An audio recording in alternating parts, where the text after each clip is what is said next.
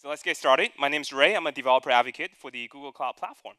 And what that means is I'm part of the engineering team, and part of my job is to bring some of our latest and greatest technology to developers all over the world to raise awareness.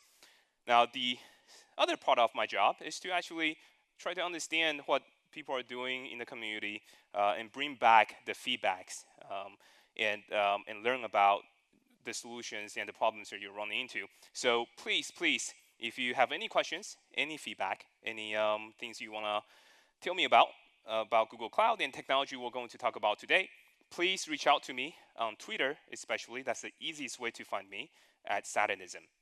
Now, anyone here know what that word means? Satanism? No?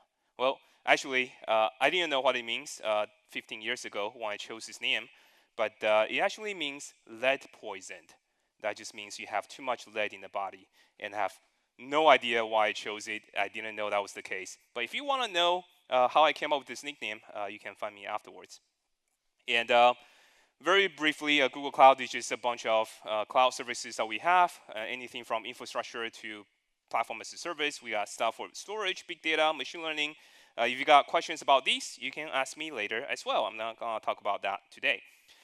So what I am going to talk about today is about microservices communications. Specifically, right, a lot of people today are either moving towards microservices or looking into how microservices can solve problems. Now, first of all, I want to see a show of hands. How many people here are already doing microservices? Oh, wow, a lot. Well, I hope that solves your problem. And for those of you who haven't gotten into it, just make sure you're using this architecture for a reason, right? Because with any of the new architectures, especially microservices, when you are breaking down a monolith, for example, into multiple components, the first thing that you're going to see is now you have more things to manage. Rather than just having one application with, say, 2 or 4 or 8 instances of it, you are going to manage multiple components with multiple instances, and all of a sudden you're going to be looking at 20, 30, 40 different things you have to manage. You have to start them, you have to keep them up to date, you have to run them. And fortunately, we actually have been able to solve parts of this issue, a management issue, by using something like an orchestration tool, right? By using containers, container orchestration with something like Kubernetes, we're actually able to manage our services fairly easily today. However, one of the things that people don't usually think about, and that's the reason why I'm here, is how are these services supposed to be communicated with each other? And by default, we kind of default to something that's already been used in the industry for a while. I don't really know why, but we just use them because they kind of evolved over time. So for example, 10 plus years ago, when we were doing something like SOA. Anyone here done SOA with SOAP? Yeah?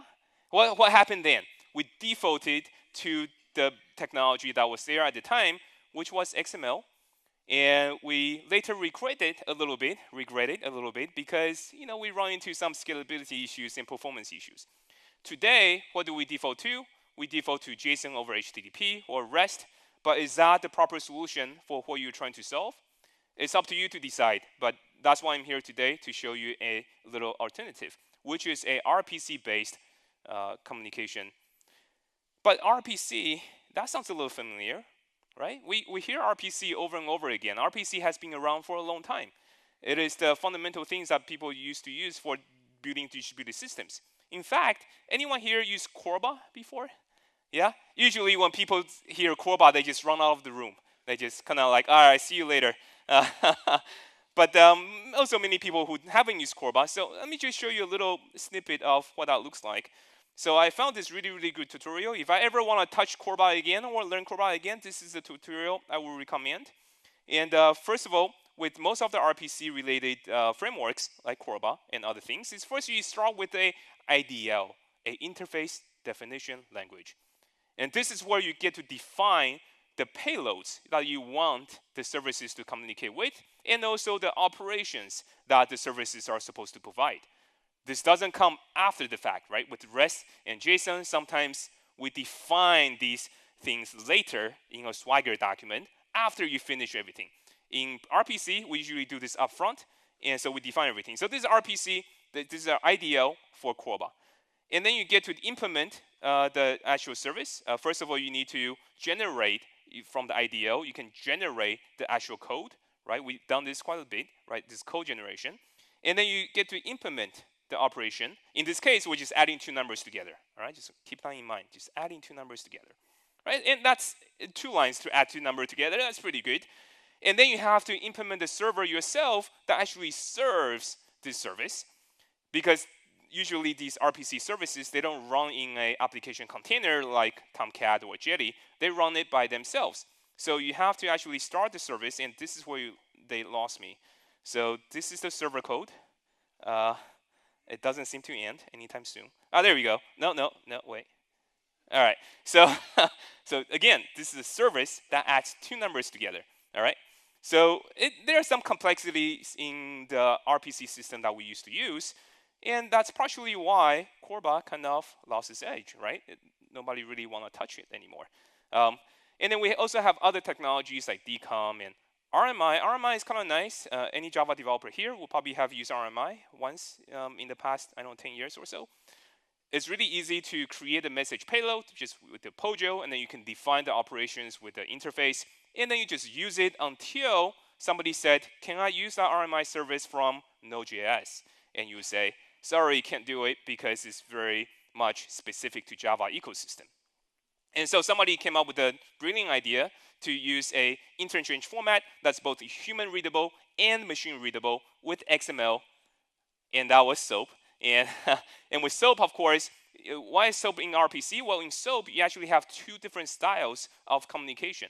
You can use an RPC style SOAP, which is more RPC oriented, right, based on operations and services. Or you can use a document style SOAP, which is more REST-like. It's based on document and the operations you have around the document. So we've been there. We've been through RPC quite a bit, and it has kind of fallen out of favor at the moment. But why are we still talking about RPC now? Why is that important? Well, as the world is moving to microservices, you're going to discover more and more issues around the way that services are communicating with each other. Specifically, if you're using a schema-less type of system, or say JSON without any schema, it's very possible somebody's sending something that's wrong. Or they're sending something missing a quote, missing a colon, missing a letter. Then you have to debug and see what's wrong with that payload. With RPC, because everything generates from an IDL, the payload itself is already generated for you. You just have to use it. They're usually strongly typed, so you never have to guess what should be going into a specific field. And you don't have to write your client library ever again, because RPCs usually just generate the client library for you. So you don't even have to worry about it. It's usually more efficient as well, because they're usually binary based. What that means is, rather than sending a text payload like we did in SOAP with XML, or now with REST with JSON, these are highly efficient encodings that we apply to the message themselves, so that you don't have to send as many bytes over.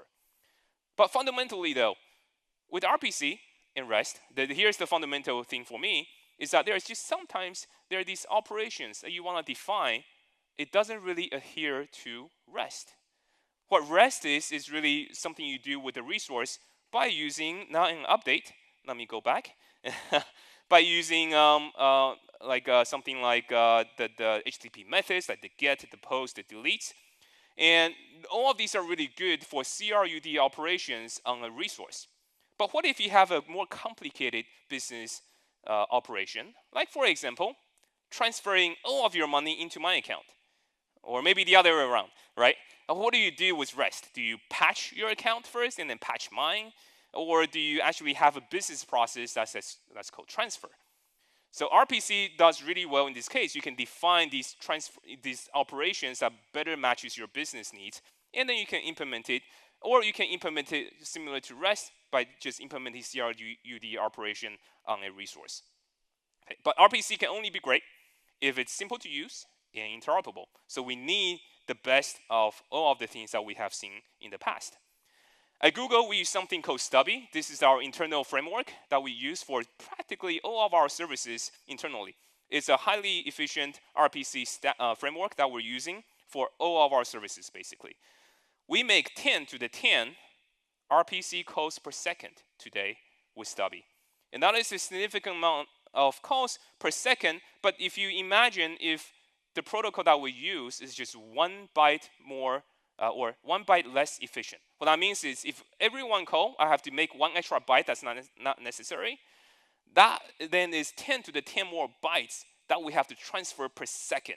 Okay, that's a lot of bytes that we have to shift if that's the case.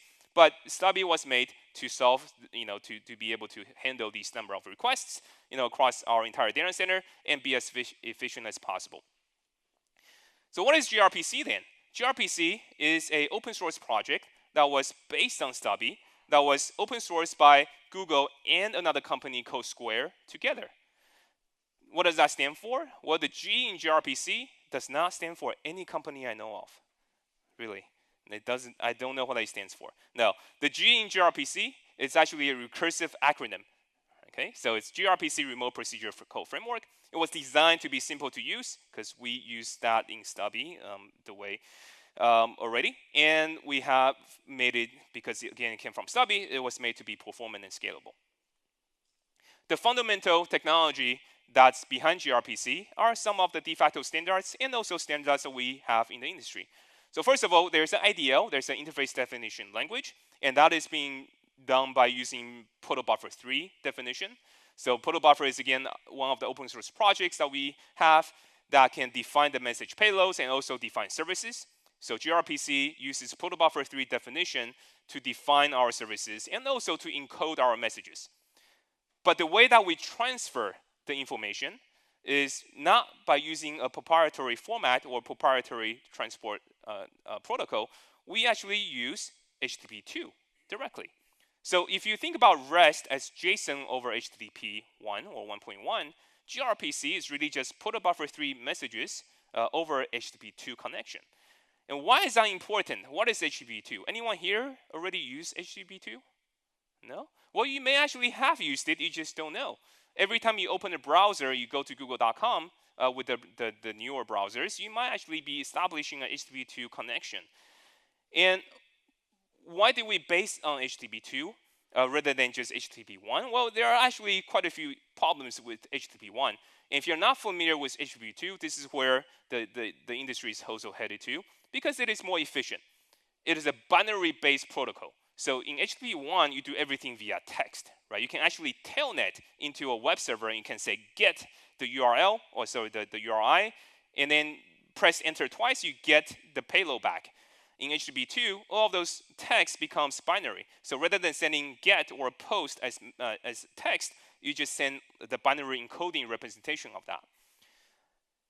If you need to stream data for a reactive use case, for example, across multiple servers, what do we do today? We use WebSocket or use server-sent event. In HTTP2, streaming is actually built in. So it's actually native within HTTP2. And we can stream from the server to the client. That will take care of all of your WebSocket use cases. You can also stream from the client to the server. You can also stream both ways, and that will be bidirectional. And rather than having to open up one connection or multiple connections to get the best throughput, in HTTP2, we can actually multiplex multiple requests and multiple streams, bidirectional streams, all on top of a single TCP connection. Okay, so that really cuts down the overhead of handling connections. It's all handled within a single connection. It's just being multiplexed.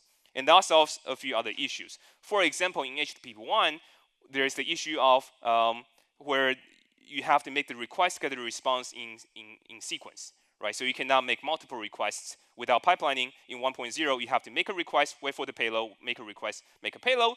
To make it more scalable, you gotta make multiple connections.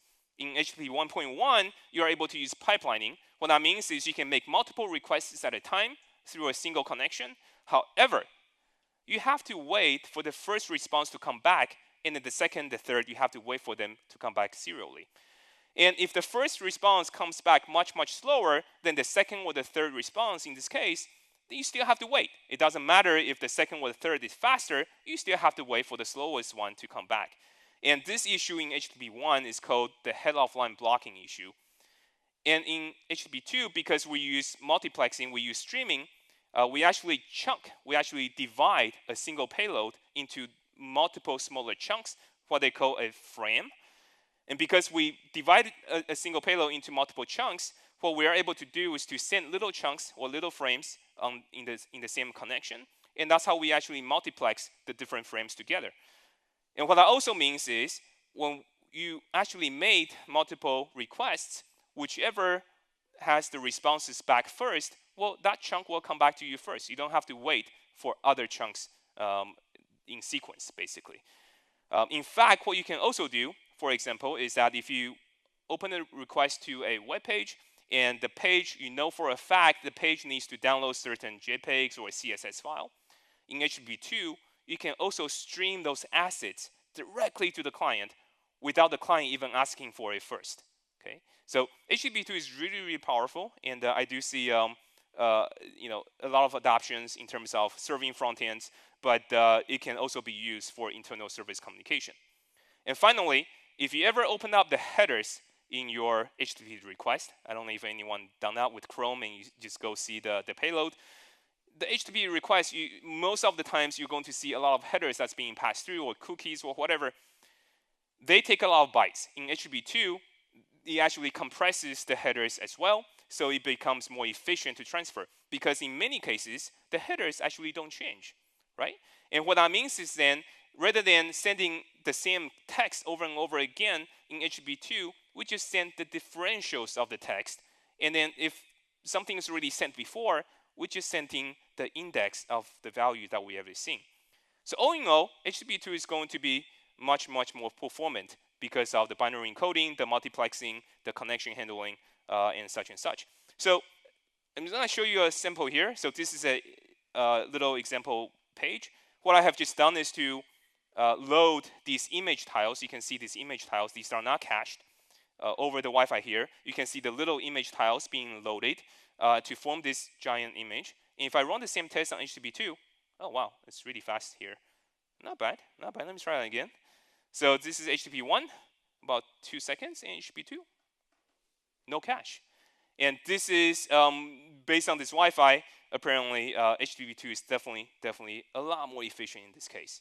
All right? So what does that mean for gRPC? Well, let's take a look. gRPC, for having binary protocol running on top of a binary transport with HTTP2 that's designed to be more efficient, the throughput, of course, is going to be faster than JSON over HTTP. Of course, it's going to be faster than a text-based protocol on top of a text-based connection. But how much faster? That matters. What's really interesting is that if you want to best efficiently utilize your CPUs, for example, if you're running things on the cloud, right? That's what you're going to be charged on, which is the number of cores that you consume, right? Rather than needing to use more cores and processing all your data, you could potentially use a lot less. Because in this chart, this is a throughput per CPU. And you can see this is many times more efficient than a text-based protocol. And it actually supports multiple languages, C++, Objective-C, Python, of course, Java, C#. I want you to focus on just 3 of them, which is Objective-C, C#, and Java. Because these are also the languages that people use to build mobile applications. Now, wouldn't it be nice if the mobile users, like me roaming right now, don't have to send so much data around, right, to increase my charges, but also slow in that case? Well, you can actually use gRPC as a mobile front end or mobile client, and you can make your applications potentially more efficient, lower latency, and more responsive. And with this chart, use less CPU as well. Okay? So rather than going over these things on the slides, I'm just gonna show you a few things on the code, and I think I got about 15 minutes or so. I'm gonna run through some of the things fairly quickly, and I'm going to show you some basics, and I'm gonna show you something with streaming, which is really neat, and then I'm going to show you, hopefully if I have time, something with RxJava, which is neat. So the first thing that we need to do is to define a IDL. With the IDL, we need to define our messages and our payload. So for example, the first thing I need to do is to say this is syntax, which is 3. No, sorry, it's proto 3. There we go. So what that means is this is a proto file. If I can zoom in here, this is a proto file right here. And there are multiple versions of proto buffer. And we need to standardize on one, which is proto 3. That's why I need that first tag. And then I can put in the package, just like in Java. I can add a package in here. And then the generator is going to parse this file and generate the Java file or whatever other languages that you have. And so there are some little options you can add so that the generator can understand what it is how you want to generate it. So for example, for Java, rather than generating everything into a single file, I can generate each individual classes into its own file. Well, that's the way I like it, so I can give the generator such an option. And once I've done that, then I can define my payload. With any RPC operation, I do have to define both the request payload and the response payload. So for example, I can define a hello request that may have maybe my name, and then maybe last name like that. I can also use different types. All of these things are strongly typed, which is kind of nice. And you do need to give it a number here. This is what we call a tag. Every field will have a tag, and this tag number is unique to the message itself. What that means is you can never use the same tag twice within the same message, because this tag uniquely identifies this field in the message payload. So when we transfer this over the wire, rather than sending first name as text like JSON do, we're just sending 1 to indicate this field. So that alone is already a lot more efficient than a text-based protocol. We can also have strongly typed things. So for example, we can have a typed array. So we can say repeated string, hobbies, like photography. That's what I like to do. We can have something like a strongly typed map with the key and the value. I'm going to code this a bag of tricks. Okay, and live coding is definitely not my bag of tricks here. All right, and then we can also use enumerations, just like in Java. So for example, we can do an enum. I'm going to code this sentiment, which is how you're feeling right now. I'm feeling a little happy, so I'm going to put in a 0. You look a little sleepy, so I'm going to put in a 1. And at the end of this talk, you could be extremely angry at me for having to sit through for an hour, so I'm going to put angry as 2. And once you have defined the enumeration, of course, you can use it as a type. So I'm just going to call this sentiment is equal to 6, right? And as you can see, you can build on your message payload on and on. You can also reuse the message type. So if you define something, you can reuse the message types here, okay? And of course, I need to define the response. You need a response type no matter what. Even if you have a void response, you still have to define the type, just with nothing inside. This is required. But in this case, I'm going to set a greeting message, and I'm going to say that. Once you have the request and response, then what you can do is to define the service. I'm going to define something called the greeting service. And then you can define the RPC operation in it. This is literally the contract between everybody who's going to be consuming it. This will also be used to generate the client as well.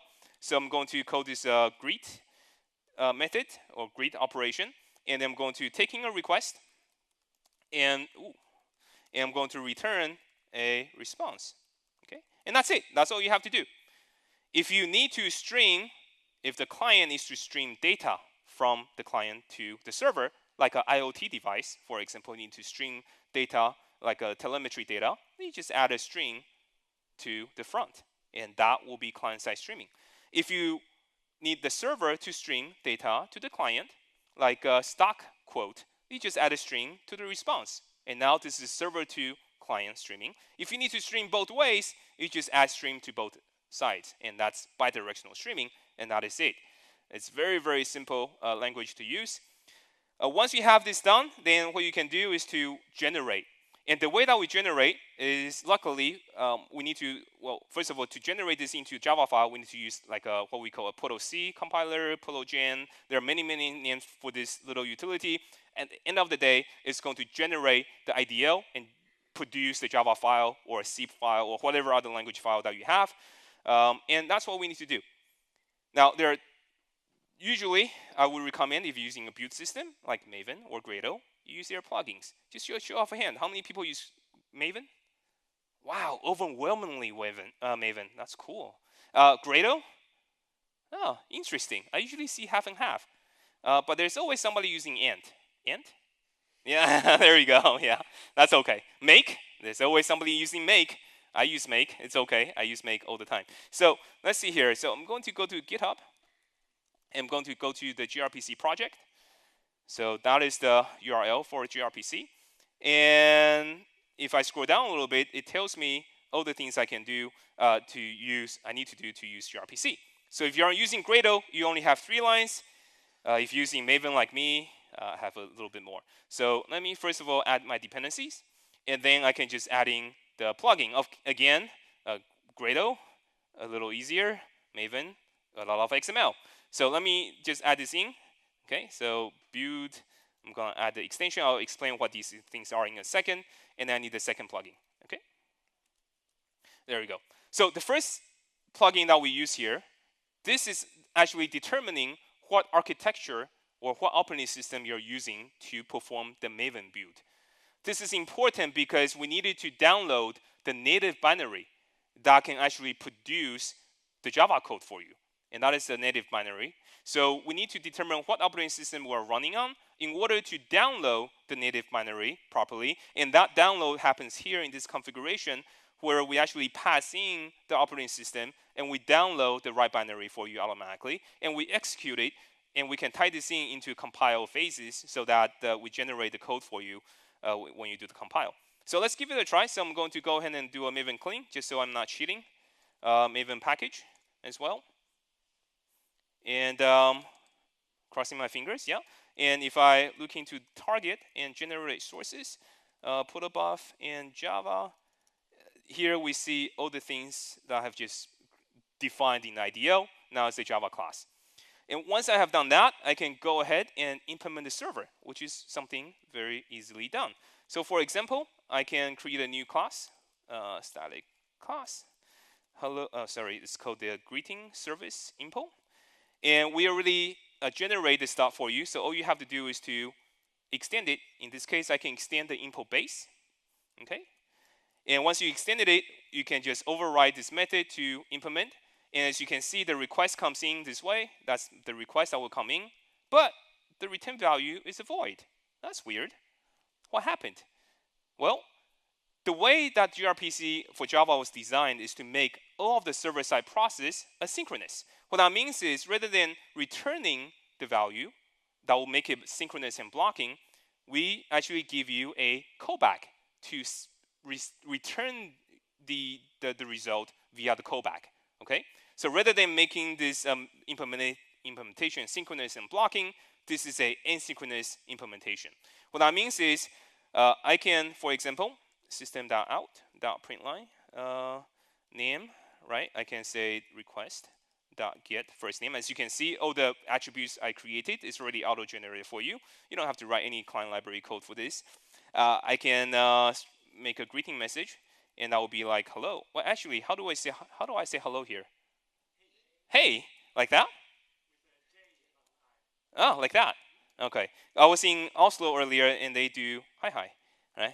But that's the wrong place. All right. So, so I do hi, and then I'm going to get this request and get my first name.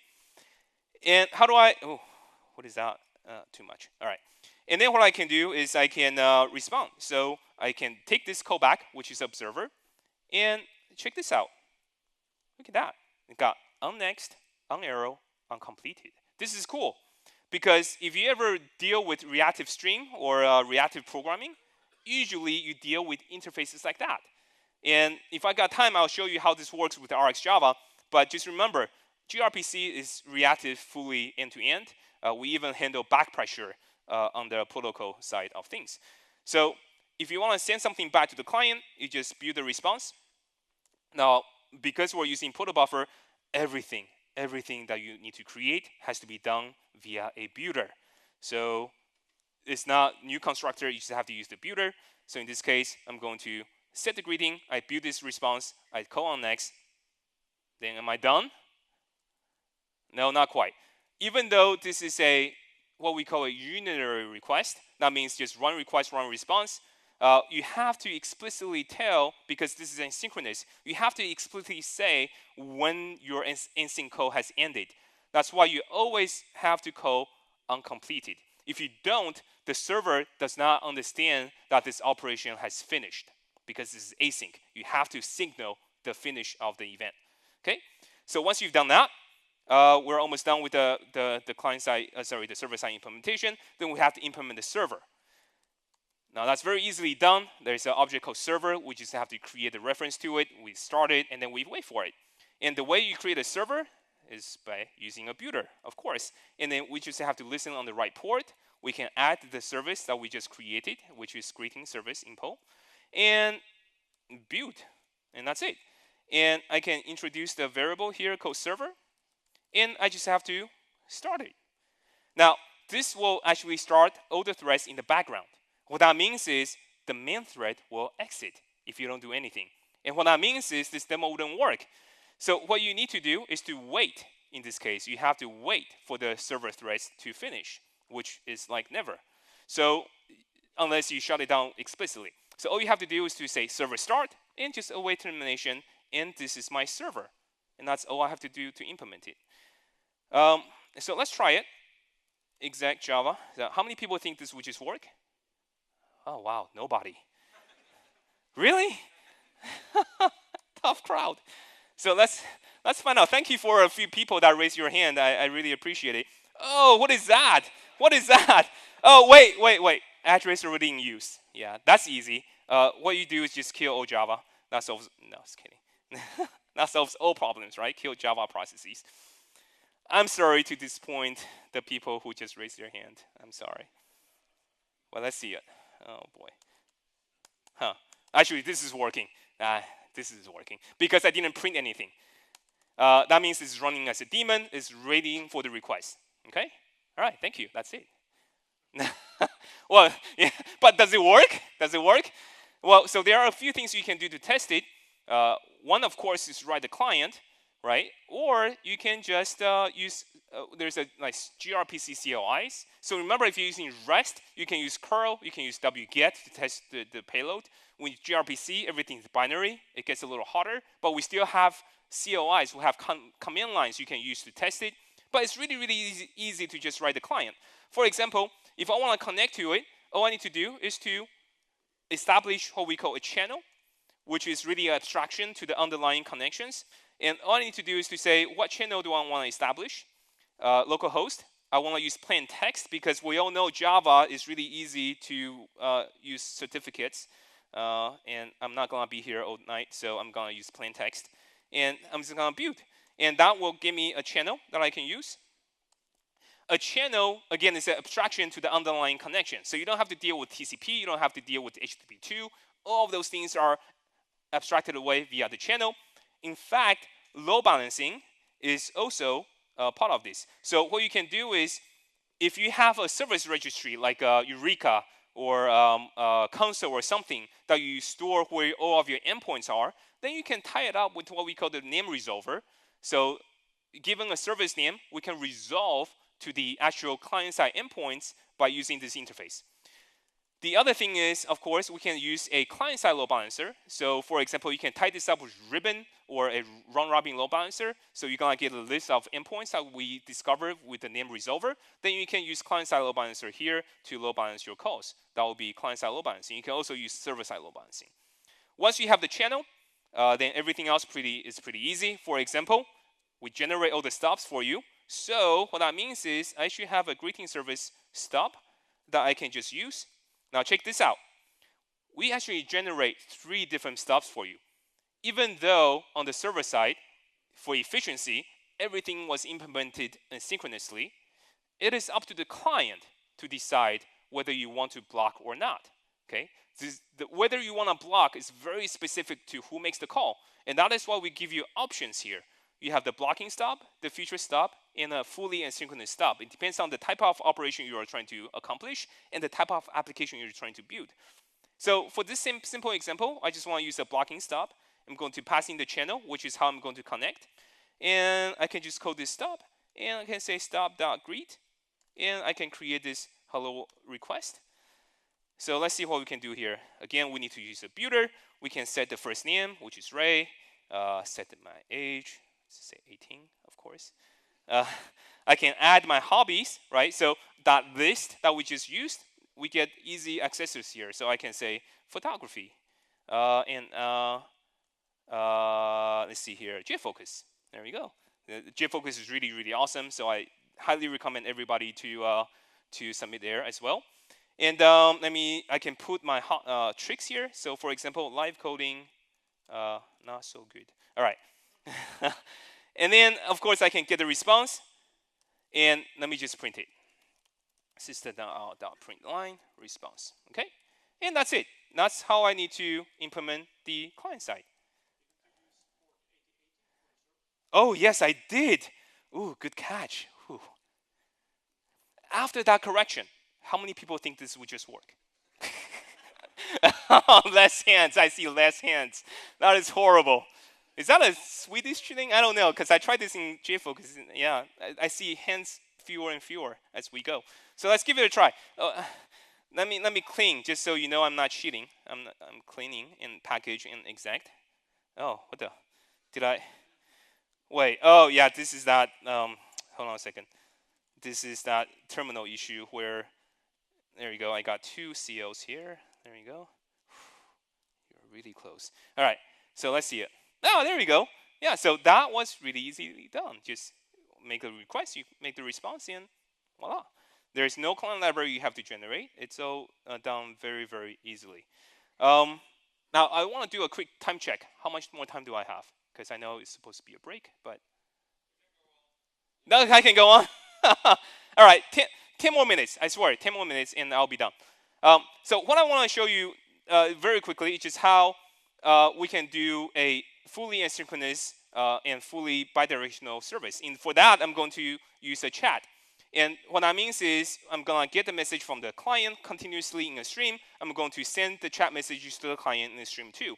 And for that, I'm going to use bidirectional stream. So I have stream here and stream there. And that's all we're going to generate.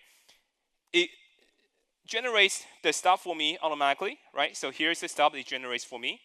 And just one thing to take away, when you want to give something back to the client, you make the call on the callback. If you want to listen from the client, you send the client the callback, and that's this part. So what that means is, if I need to create a fully asynchronous and bidirectional streaming service, this is what I can do. I can say return a new callback and to the client. So every time the client sends me something, which is going to trigger on next callback here, I'm going to broadcast the message to everybody else. So what I can do is I can do observers for each. And for each of the connecting client, I'm going to call their on next with the message that I want to show them, right? And how do I construct this message? Well, use a builder, of course. So I'm going to say message is equal to chat message from server.newBuilder.build. And all I need to do is to set the message that I originally received. Ooh, chat message. And that's it. So I'm iterating through all of the existing connections, and I'm going to stream a single item to that to the client. And that's it. If the client gives me an error, I'm going to be able to catch it in an error. I'm going to do what every good Java developer do when they catch an error or exception, which is do nothing. No. In this case, I need to remove myself just so I don't get stale messages. Okay. And same thing here. When the client has completed the call. And that's all it takes to be fully asynchronous and bidirectional. All right, nothing much yet. So I'm not even going to ask the question because of the time. I'm just going to run it. So that's the server side. Now, hopefully the client side will just work too. I'm going to show you what the client looks like. So this is what the client should look like when everything works. What it should do is when I say the name here, Ray, and say, hi, everyone. When I click on send, ooh, not that way. When I click on send, no, not that either. Oh, man. All right. When I click on send, it should send the message to the server and broadcast to all the existing connections, okay? So I'm going to do this relatively quickly because of the time, but you will see how easy this is. So ignore all the JavaFX bootstrapping code that creates the UI. You know the channel already. You establish your channel. You use a fully asynchronous stub. And then you just call the operation. And remember how the client is going to get the data back. The server calls the callback, so the client provides the callback, right? So the client in this case will provide the callback for onNext. Every time the client receives something, I need to add it to the messages list. So I can do something like string.format. I'm going to have the from and the message itself. And where is that coming from? From the payload. So get from. Ooh. And this is getting a little long. I'm going to format this in a second. Get message.get message. Okay? Now, whoa, that is way too long. All right, so let me just format this a little bit better. There we go. And I need to add that. Now, because we're using JavaFX, I cannot do this in the UI thread, so I have to run later. So that's why I need to do something like this and just move it into the thread to run later. Okay? If the server gives me an error, I'm really not going to do anything this time. Okay? And then when the connection is succeeded, you can just exit the program or whatever you want to do. That's it. If you want to send the data to the server, what do? Remember, the server returned the callback handler. You get it. So that's the observer. And you can just say observer.onNext. Whenever you call this, we send the data to the server. So we have a button called send. And whenever you click it, that's where I need to send the data over. So I can use the observer from the server. I can say onNext. And I can construct my chat message with a builder, of course. So I'm just going to set the from with the name of the user. I'm going to set the message with the message that people typed. And that's it. Okay? And that's all you need to do to implement the front end. And this is bidirectional streaming. How many people want to see it? Nobody, of course. Let's try it. Let's try it. Okay, so this is the front end, which I just implemented. And you saw with your own eyes that was not working before. So there's no cheating here. So I'm going to say Ray and hi, Java forum. And no, not bad. It works. Yeah, not bad. But that's just one. So let me go ahead and open up another connection here. And I'll be done in a second. Let me do Maven GFX run. So this is my second connection. There we go. I'm going to zoom in a little bit because it's going to be epic because I get to pretend to be my manager. His name is Greg. It's going to say, good job, Ray. And now you can see the bidirectional streaming that's being established to the server. And I will be like, do I get a raise, Greg? And he'll be like, no, you get to keep your job. All right, that's not bad, right? So, so anyways, that is the very basics of gRPC. We can do a lot more. You can find me afterwards, but there is so much more that we can do. For example, streaming, which we saw. We can also apply deadlines. What that means is, rather than making the call and wait forever, wait for a really slow code to respond, sometimes you can just say, I only want to wait for like 2 seconds max. And if that exceeded, go ahead and close the call.